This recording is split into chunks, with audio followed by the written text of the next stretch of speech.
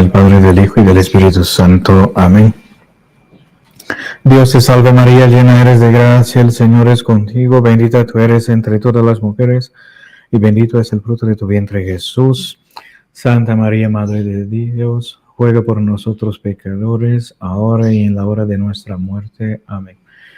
En el nombre del Padre, del Hijo y del Espíritu Santo. Amén. Vamos a seguir con las lecturas de la vida o de la muerte, de los enemigos de la iglesia. Sí, un poco vida y muerte de los enemigos de la iglesia, ¿no? Siempre estos que combatieron y que lucharon en contra de la iglesia de Jesucristo, ¿no? Murieron muy mal. Y es lo que vemos y estudiamos, ¿no?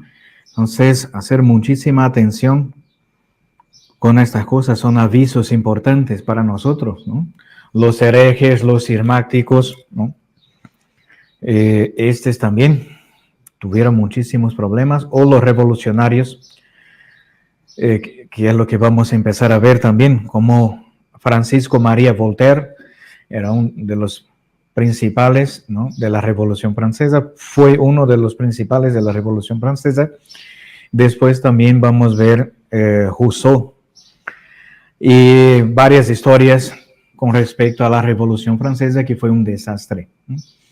Muchos sacerdotes, religiosos, religiosas, obispos fueron asesinados, ¿no?, en esta época.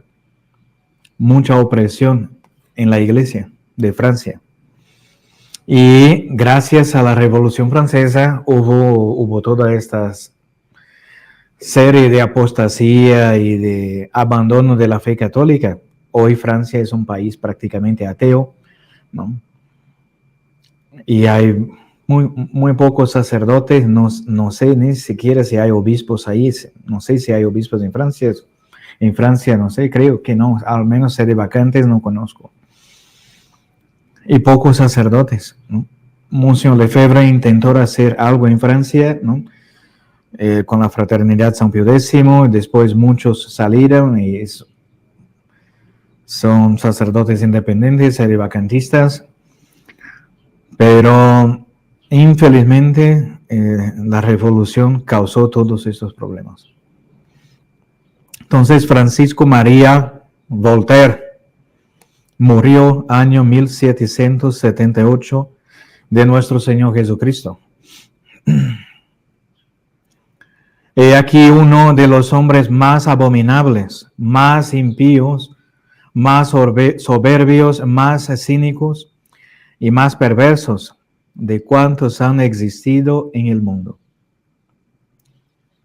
Mal hijo, renegó de su padre, hombre respetable, a quien colmó de amarguras y a quien presentó en su correspondencia como un ente ridículo, llevando la perversidad de su malvado corazón hasta atraer sobre su propia madre el desprecio de los demás, renegando de ese sentimiento sagrado al cual son sensibles las mismas fieras.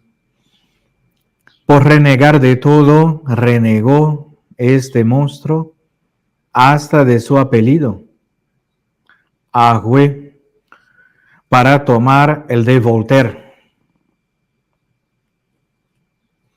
En sus costumbres solo reconocía los principios del más brutal materialismo,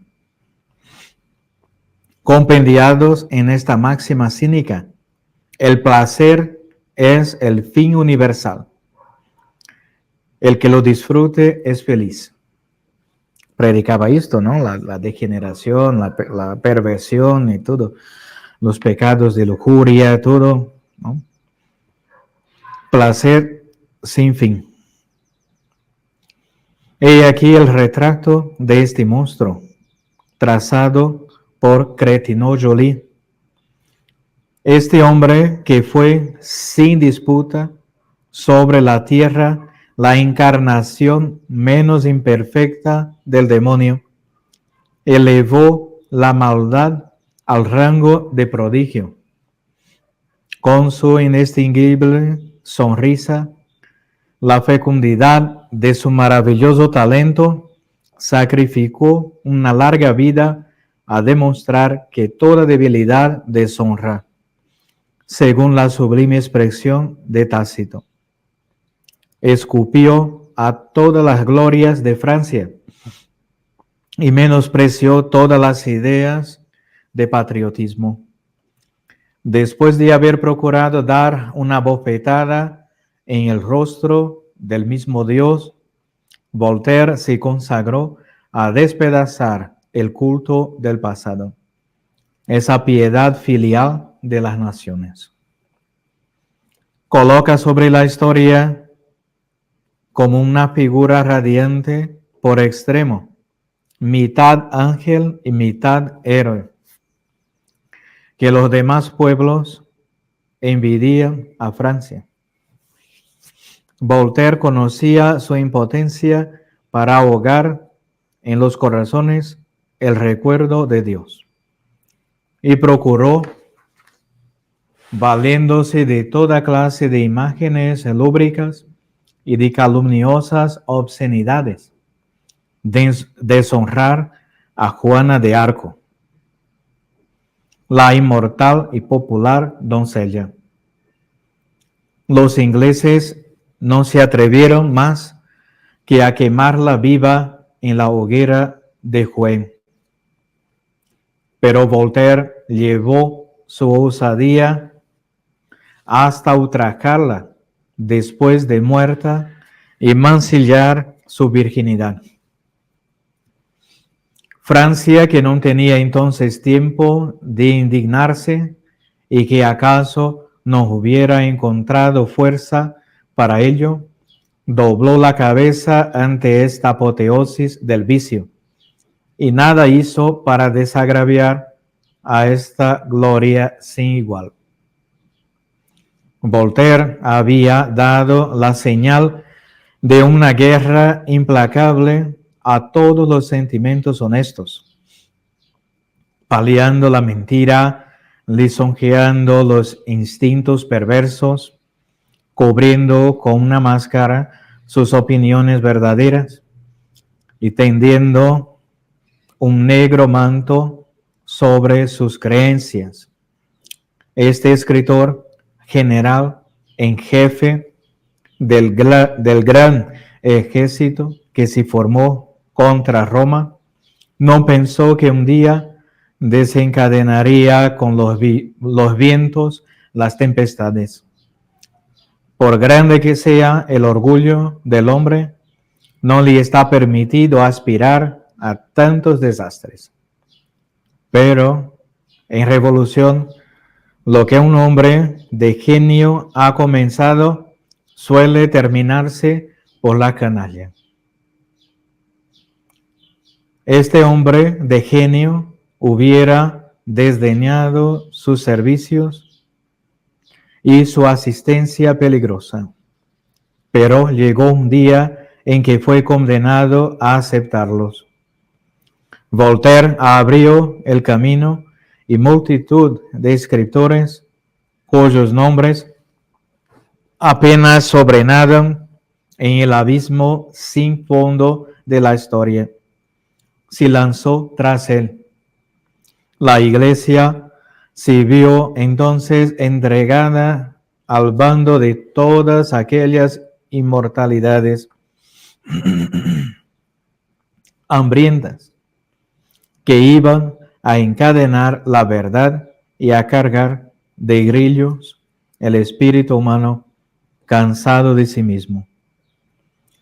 Voltaire había hecho el siglo XVIII a su imagen y semejanza, y le animaba con su risa sarcástica y burlona, inspirándole sus odios y sus costumbres. Voltaire se había creado un enemigo personal a quien deseaba aniquilar a toda costa.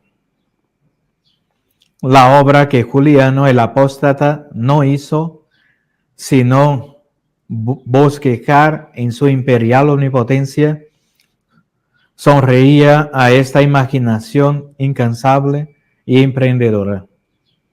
Jesucristo había vencido demasiado tiempo por la Iglesia.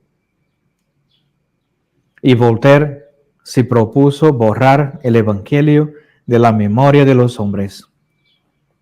Poseía la astucia de la culebra y el veneno de la víbora.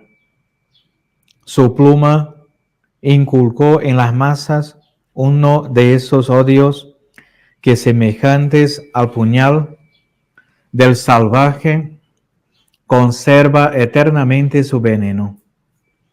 A todos quiso dejar sin Dios, para ser Él el ídolo de todo el mundo. De todas las categorías sociales llamó auxiliares para su empresa, que reclutó tanto sobre el trono como en el fondo de la baja literatura. Los reyes y sus ministros llevaron sobre su frente, como preciosa joya de popularidad, el estigma de sus interesadas alabanzas. Cuando se vio rodeado de estos auxiliares del desorden, señalados por el apóstol San Pablo, de estos hombres amantes de sí mismos, avaros, jactanciosos, soberbios, maldicientes, desobedientes a sus padres, ingratos, impíos, denaturalizados, enemigos de la paz, calumniadores, incontinentes, inhumanos, más amantes del placer que de Dios, y que arrastraban en pos de sí como cautivas a mujeres cargadas de pecados y dominadas por 1000 pasiones, creyó seguro su triunfo. Pero ningún escritor ha caracterizado tan perfectamente a Voltaire como José de Maistre. He aquí sus palabras. Voltaire es insoportable en la historia, a pesar de su arte, de su elegancia y de las gracias de su estilo. No había en él cualidad alguna que pudiese reemplazar las que le faltaban, y que son la vida de la historia, la gravedad, la buena fe y la dignidad. La monotonía pesa sobre sus escritos, que solo tienen dos objetos: la Biblia y sus enemigos. Blasfema o insulta. Su gracia, tan elogiada, está muy lejos de ser intachable. Y la risa que excita no es legítima, es una mofa. ¿No habéis observado que el anatema divino está impreso en su rostro? Contempla su figura en el palacio del Hermitage. Mira su frente abyecta, en que no apareció jamás el colorido del pudor. Mira esos dos cráteres apagados, donde parece hierven todavía el odio y la lujuria. Esa boca repugnante, abierta de la una a la otra oreja. Esos labios comprimidos por cruel malicia, como un resorte dispuesto a aflojarse para lanzar la blasfemia o el sarcasmo. Semejante a ese insecto de los jardines que solo dirige sus picaduras a las raíces de las plantas más preciosas, Voltaire no cesa de picar con su aguijón las dos raíces de la sociedad, las mujeres y los jóvenes, a los cuales inocula su veneno, que transmite también de generación en generación. Otros cínicos admiraron la virtud. Voltaire admira el vicio, se arroja en el fango, se revuelca en él y con él se alimenta. Cuando considero lo que podía hacer y lo que ha hecho, sus inimitables talentos, solo me inspira una especie de ira santa. París le corona, Sodoma le hubiera arrojado de su seno.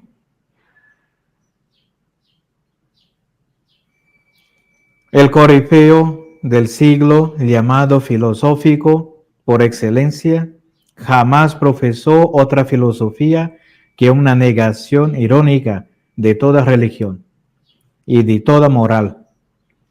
Toda su filosofía, según su propia confesión, estaba contenida en estas palabras: écraser l'infâme, es decir, a Jesucristo, a la religión católica, ¿no? Aplastar el infame, o sea, Jesucristo. A pesar de todas sus fanfarronadas y de todos sus impúdicos chistes, Voltaire vivía devorado por los remordimientos, su conciencia, ¿no? Porque por más que uno sea malo, que uno sea mal, pero su conciencia lo acusa de la maldad y de los pecados. Entonces, por más que su filosofía, sus escritos, hablaba de la libertad, de la igualdad, de la fraternidad, ¿no? El lema masónico de la masonería, ¿no? Y que uno puede seguir sus pasiones desordenadas, pero él sabía en el fondo, ¿no? Su conciencia lo acusaba, ¿no? De condenación. Y sentía la verdad de aquellas palabras del Espíritu Santo: non est pax impiis. No hay paz en el limpio. He aquí, entre otros muchos, que pudiéramos citar varios testimonios del mismo Voltaire que demuestran aquella verdad. Y aquí hay varias citas, ¿no? De cartas, de correspondencias, ¿no? Con varias personas. Por ejemplo, a la señorita de Béziers en octubre, 15 de octubre de 1726, decía: ¿qué puedo decirlos yo sobre la muerte de mi hermana, sino que hubiera valido más para mi familia y para mí que hubiera sido yo arrebatado en vez de ella? Yo he cometido muchas faltas en el curso de mi vida, y las amarguras y sufrimientos que la han acompañado diariamente han sido frecuentemente mi propia obra. A una otra persona también, a Cideville, decía: toda mi vida la he pasado haciendo locuras. Cuando he sido desgraciado, no he tenido sino lo que merecía. También al conde de Argental: algunas veces pienso en todo lo que he sufrido, decía Voltaire, y deduzco que si tuviese un hijo que hubiera de experimentar las mismas contrariedades, le retorcería el pescuezo por ternura paternal. Y al mismo conde también decía: el sueño de mi vida es una pesadilla perpetua. Las desgracias que se representan en el teatro son inferiores a todo lo que yo sufro. Vuestra cabeza vale más que la mía, porque os ha hecho feliz, y la mía me ha hecho muy desgraciado. Y en 24 de febrero de 1754 también escribía: 2 personas se han suicidado en este país en los últimos días. Por consiguiente, tenían menos amarguras que yo. Al comenzar el año de 1778, Voltaire se determinó a abandonar su retiro de Ferney por las alabanzas y el bullicio de la capital. Y obtenida la licencia del débil Luis XVI, se dirigió a París, a donde llegó el 1 de febrero del mismo año. Su entrada en aquella ciudad fue una ovación completa, despoblándose París para ver al patriarca de los incrédulos. La Academia Francesa le tributó honores hasta entonces desconocidos. Su estatua fue coronada en pleno teatro. Las aclamaciones, los vítores y alaridos, dice el padre Fernando Ceballos en su juicio final de Voltaire, una de sus obras, fueron de un pueblo de bacantes o de furiosos. Este triunfo no satisfizo la ambición de Voltaire, que decía entre sus amigos: mi triunfo en París ha de ser más glorioso que el del Galileo en Jerusalén. Para obtenerlo, propuso a la Academia la reforma de la lengua y la formación de un diccionario. Y aceptado el pensamiento, se distribuyó el trabajo, encomendándose a Voltaire las palabras que comenzaban con la letra A. Esta gran obra que él creía le daría la inmortalidad fue la causa inmediata de su muerte, según refiere el padre Fernando. Y en los términos siguientes: se abandonó a su trabajo y para aligerar la torpeza que sentía en los sentidos y potencias, hizo tal abuso del café que en menos de 24 horas tomó cosa de 25 tazas. Sintióse atacado en sus entrañas de una viva inflamación. Algunas noticias añaden que al mismo tiempo experimentó los dolores de la vejiga por la retención de la orina. El duque de Richelieu adormecía las molestias de este accidente con el uso del opio y le envió cantidad de este género preparado ya en la forma en que lo usaba él mismo. Voltaire, no teniendo cuenta con la dosis que juntamente le envió a decir el duque, bebió el opio con tan brutal exceso como si procurara adrede arrojarse en un letargo y en la incapacidad de sentir los dolores de la vejiga.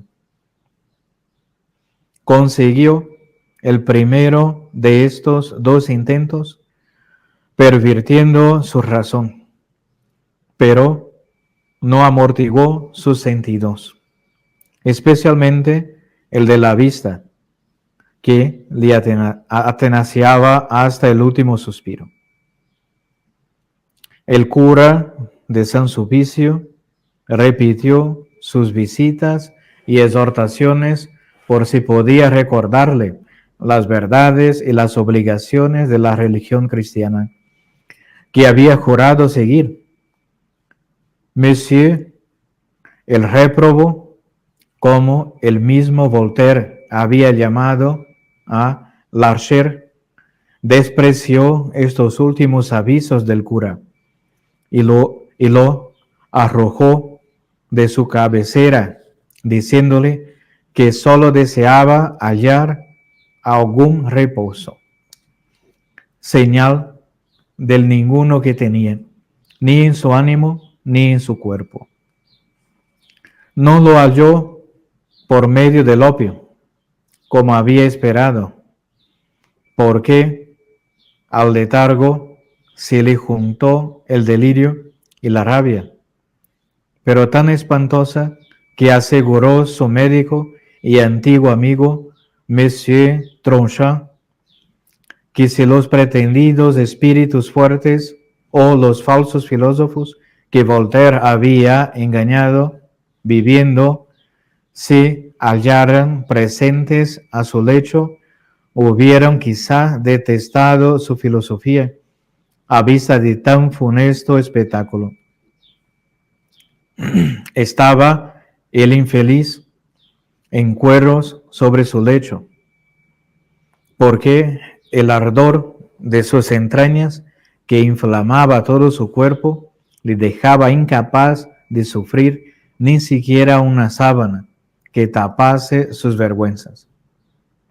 Solamente se rebosaba con sus inmundicias y con los ojos encendidos como dos tizones.